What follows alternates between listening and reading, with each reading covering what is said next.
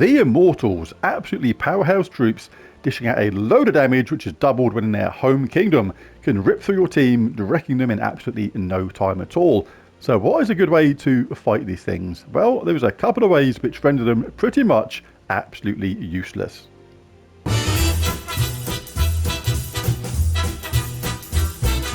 So as we said, these Immortals dishing out huge amounts of damage. Now a lot of teams you're coming up against are actually going with a couple or even the rest of the team as mana generators, like Leprechaun, a mana converter, Prismatic Orb, which is forced upon the defense at the moment, things like that.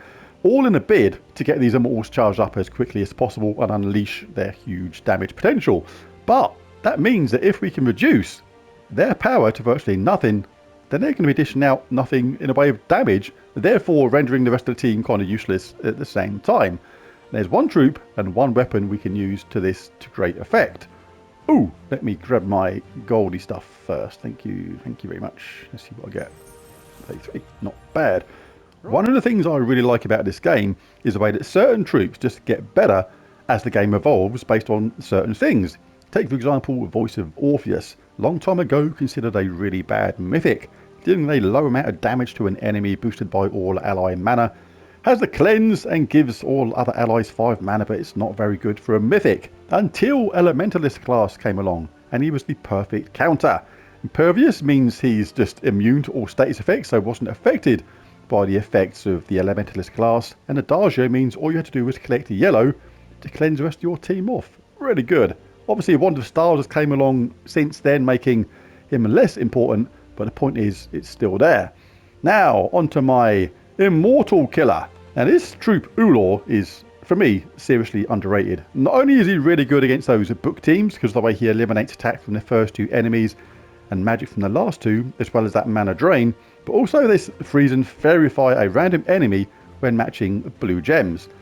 But when you're in a team where you can use Ulor, and you've got an Immortal in the last 2 places, that spell is super powerful. Remember that Immortals are invulnerable, which means you can't actually just do anything against them regarding status effects, but they're not invulnerable to spell effects like this.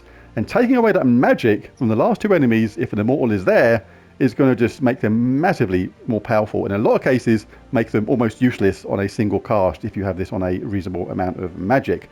Obviously, if you're a lower ranked player, your magic is not as high as mine, you may have to cast him twice to make it truly mega effective. But still, it's still going to make a massive difference. Now, I know what you're thinking. What happens if those Immortals are in the top 2 positions? Well, we can do something about that as well. But first of all, let's take a look at an example of when those Immortals are in the bottom 2 positions. Right, so let's dive into Winter's Reach then. We want a Glacier team. So in the last 2 positions, and we'll show what to do if she's not in the last 2 positions. So there she is. She's going to get double damage from this. That's going to change to 90 basic true damage to 5 random enemies, which is really powerful. But we'll sort her out with Ulor. This is the way I normally go with this team, but let's swap this around so we show the Ulor effect quicker. All our teams starting with 50% mana in this. Really good. As soon as we get that Eruption of Roses up, things are going to happen really quickly. Let's get that 4 match. Cast that. And Ulor is ready to do his rock and rolling Ulor stuff. Let's grab that first because it's there. Why not? Right, so let's take a look. She's currently doing a whopping 43 true damage to 5 random enemies boosted by frozen enemies. But let's cast Ulor and sort her out. Let's get these extra turns out of the way first. Right, done. Right, Ulor. So eliminating magic +1 attack from the first 2 enemies means you don't have to think about the attack so much. 60 or the same amount of magic from the last 2 enemies and drain all mana from the 2 strongest. Bang, let's do that. Now let's take a look at her. 5 true damage to 5 random enemies. Even doubled. That's 10. That's nothing. Let's reduce her to like meaningless amount. Let's cast our Glacier. And let's go with our weapon. Yeah, let's get that. And get ready to finish off. Oh, didn't want to give me my mana. Never mind. Oh, that's better. Come on. Stop messing around. Thank you. And I could even let her cast again, it's not going to matter, but... Yeah, and if you cast Ulor again, she produced 0 magic. Her magic would be 0, so she'd be doing a truly minimal amount of damage. Right, now let's show what we can do when there's a Glacier in first or second place. In fact, this applies if there's any Immortal in first or second place. This team here, we've got Daughter of Ice and Leprechaun again. We've swapped the weapon to Null Sphere. Now, Null Sphere just simply eliminates all magic from an enemy. And the cool thing about this is where Ulor, the amount of magic he reduces from the enemy is based on your magic and player level, not the case with Null Sphere. You could be a brand new player and still manage to pick up this weapon and have the same effect. So let's take a look at how this goes. Again, a lot of the way these enemy teams are coming up, virtually the entire rest of the team is based on getting that Immortal up. So we get that Immortal to just no damage, and there's nothing the other troops can do. Literally nothing. Let's see what we can do about getting our weapon up. Got any brown? Yes. That was nice and generous of her to do that for us. Thank you very much. Any purple or brown? Not going. That's the way it's going to go sometimes. Right, so the weapon is up now, ready to go. They're trying to get their Immortal up. So she's currently doing 41 true damage, which is like 82 before the boost. Let's cast a Null Sphere onto her. Bang. She's like wondering where her magic's gone. She's looking in her bag. She's looking in her purse. She's looking down her kinky boots. It's not there. It's gone. 2 true damage to 5 random enemies. Doubled to 4 because we're in Winter's Reach. With that boost, still pretty much insignificant. And the cool thing is we've still got Ulor left to cast, eliminating all that attack from the first 2 enemies, making skulls far less dangerous. Eliminating magic from the last 2. This is going to reduce Leprechaun to like 1 green gem explosion. And if they had a damage dealer at the bottom, it would take away the magic from them as well, making them like far less dangerous. So really cool. So let's go around about like smashing this team up now. Just get our weapon charged up again. Oh, look at that. Oh, it tickled. Stop it. She's got a tickling stick out. And it didn't do a lot. And we shall wrap up this battle. Right, I've just done quite a few battles trying to find a battle against another team like this, like an Immortal Ossifer, for example. Converts all gems of a chosen colour to Doom Skulls, which is really dangerous, as well as doing that true damage to all enemies. If used in Ancient Ket, deal double damage. That is really, really good. Leprechaun giving them a fast start. Zulgoth just killing somebody outright, and this generating a load of mana as well.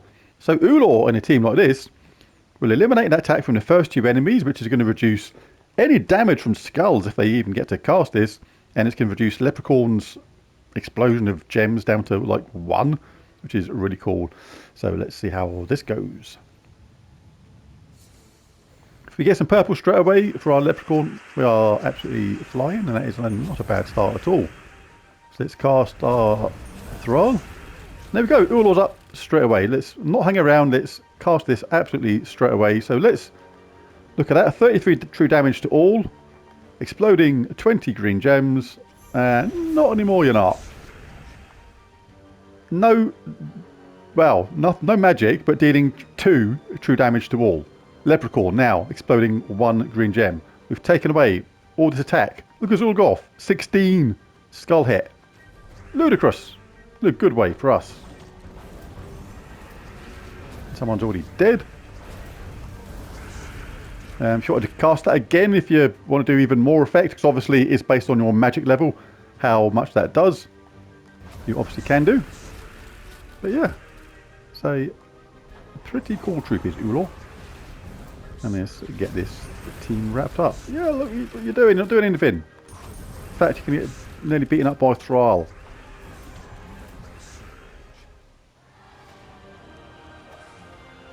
What's next?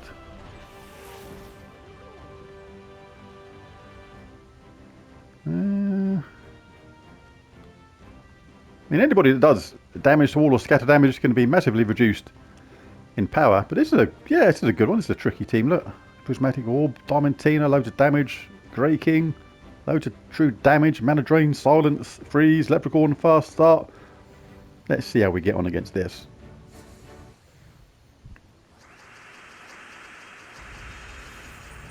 Might as well get that because it's there.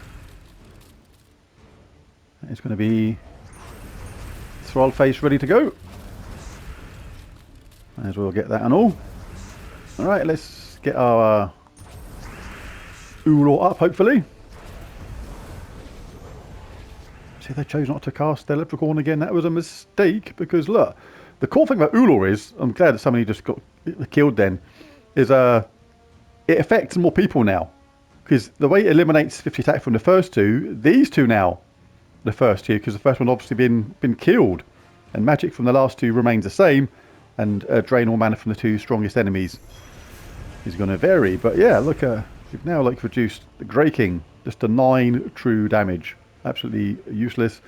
Diamond Hit is still doing a lot of damage, but it's not going to survive. It's just not. Let's cast that there so we get Skull Hit at the same time. Very nice indeed.